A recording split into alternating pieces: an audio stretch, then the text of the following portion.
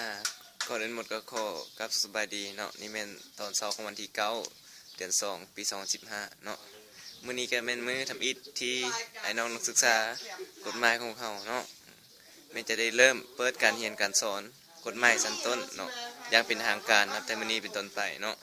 ซึ่งใช้เวลาข้าเจ้าคิดว่าน่าจะแม่นประมาณ2 เดือนกว่าๆหรือว่า2 เดือนปลายประมาณ2 เดือน 15 มื้อ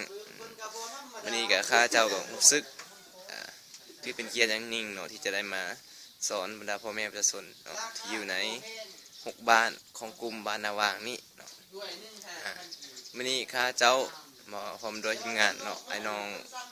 นักกฎหมายของพวกเราประมาณ9 กว่าชีวิตเนาะผมข้าเจ้าเป็น10เนาะวันนี้ว่าไอ้น้องแต่ละคนเขาก็ได้ตื่นแต่เช้าเนาะเพื่อกะเกียมบรรดาเครื่องอุปกรณ์ต่างๆเนาะเพื่อเกียมเขาในการติดสอนฮะเนาะนี่ว่า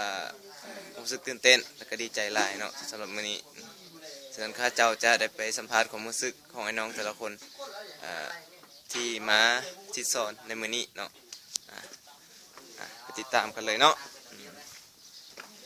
ก่อนอื่นหมดข้าเจ้าจะสัมภาษณ์สหาย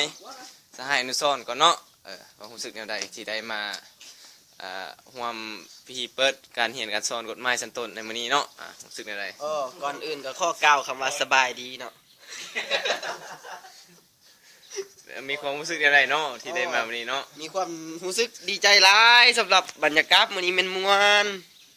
กำลังเฮฮาได้ถ่ายรูปกันตะพึดต่อไปก็เข้าสัมภาษณ์สหาย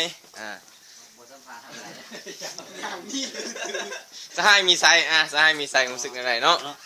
เอาใจแล้วมื้อนี้เอาไอ้น้องเฮาก็ตั้งใจตั้งอกตั้งใจถือว่าตื่นนอนแต่ตอน5 โมงพุ่นนะมาโอ้ก็ตั้งอกตั้งใจเป็นมื้อทำอีตื่นเต้นหลายเอาเนาะทุกคนก็ตั้งใจเต็มที่เอาขอบใจตามด้วยสหายบุญเต้เนาะสหายบุญเต้รู้สึกอะไรเนาะรู้สึกอะไรเนาะสหายเนาะครับเจ้าก็มีความรู้สึกดีใจที่ได้มาในมื้อนี้นั่นแหละแต่ว่ามาแต่6 โมงงดข้าพเจ้าก็ได้เจ้าแต่ว่าพระเจ้าหากมานี่ก็บ่เป็นหยังเนาะขอบใจบ่มีหยังเว้ามื้อนี้น่ะขอบใจหลายบ่หลายดอกดีครับเจ้าจะไปสัมภาษณ์สหายใส่พรเนาะใส่พรเล่าเนาะรู้สึกอะไรเนาะรู้สึกอะไรเนาะสหายเนาะก็มีความรู้สึกดีใจที่ได้มาสอนพ่อแม่ประชาชนที่บ้านนาวางทงนะมื้อนี้ก็เป็นโอกาสดีที่ได้มาเมืองหนองบกบ้านนาวางทงเป็นจังใดก็ขออวยพรใจให้หมดทุกคนมีสุขภาพแข็งแรงและประสบความสำเร็จเด้อเจ้าขอบใจหลายตามด้วยสหายไอ้ใหญ่เฮาเนาะสหายห่างสหายปอจั่วปอเสียเนาะจะรู้สึกยังไงเนาะไอ้เนาะมีความดีใจหลายที่ทีมงานของพวกเราได้ลงสอน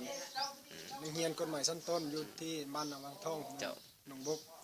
วันนี้เป็นมือทำอิฐของเราเนาะเป็นมือทำอิฐเป็นมือเปิดเรือมือเปิดเป็นห้องเรียนเป็นทางการของเรียนกฎหมายชั้นต้นขอบใจหลายรู้สึกอะไรมื้อนี้รู้สึกดีใจหลายที่ดินฟ้าอากาศก็อำนวยความสะดวกแน่ขอบใจมีอย่างไรเจ้าขอบใจตามด้วยสหายแซงเนาะสหายแซงรู้สึกอะไรเนาะสหายแซงเนาะเอาจังว่า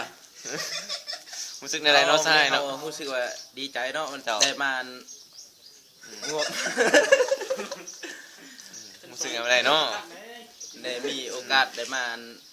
เข้าร่วมนำมันเจ้าเรียกสร้างนำพวกอันสหายเนาะรู้สึกดีใจเฮงเนาะดีใจเฮงเจ้าดีใจเฮงตามด้วยจะให้สร้างเราดิได้สหายสันติภาพชื่อยังเนาะสันติภาพเลยเจ้าสันติภาพจูอาสร้างเนาะสหายจูอาสร้างเนาะรู้สึกอะไรเนาะสหายจูอาสร้างเนาะก็รู้สึกดีแล้วที่ได้มาเยี่ยมยามประชาชนบ้านนาวาของพวกเขาเนี่ยเจ้าพิเศษกับบรรดาพ่อแม่พี่น้องเขาแหละเจ้าที่ได้มาอบศึกษาอบรมกฎหมายในพวกเขาเจ้ารู้สึกดีใจเนาะดีใจนั่นก็เป็นการสัมภาษณ์เนาะบรรดาความรู้สึกของ